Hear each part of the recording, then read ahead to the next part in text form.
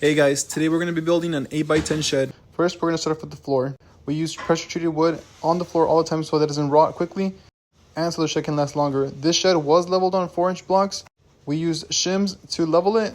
It makes it a lot easier because we won't have to dig as much. Next, we're putting on the floor plywood. We use TNG subfloor OSB plywood. TNG stands for tongue and groove. The cool thing about this plywood is that it has a male and groove part that click in together when pushed.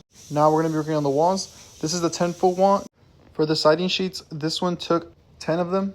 This shed did also have a window, a 2x2 window. There are some people who nail the siding first and then put the window on, but we prefer to put the window on first, then the siding, so that for sure no water is getting in. I'm using a siding coil nailer to nail down the siding. For this shed, it took about 6 siding coil nails. As you can see, I picked up one of the walls, the one with the window, so that I can make the other 2 walls, the 8-foot walls, and not let that 10-foot wall with the window be in the way. This shed did have a single door. For our single doors, we give them 48 inches. On our double doors, we give them 6 feet.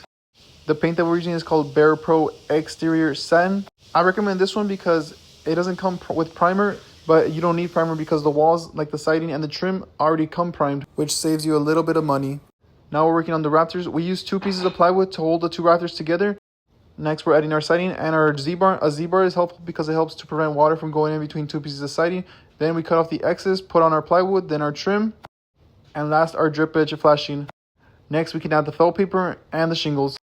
While my friend is doing the shingles, I'm building the door and adding the remaining trim. When you're building the door, you have to give it a little bit of space on each side so that it doesn't hit the walls. I use plywood triangles to make sure that the door is squared, and then I add on the siding that we had taken off in the beginning. Next, I paint the door, add the trim, the hinges, the handle, and the lock.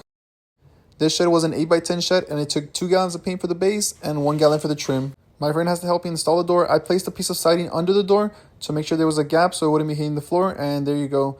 We did also install 2 shelves, but I didn't get to record that. If you guys have any questions, feel free to text me. Thank you for watching my video. Have a great day.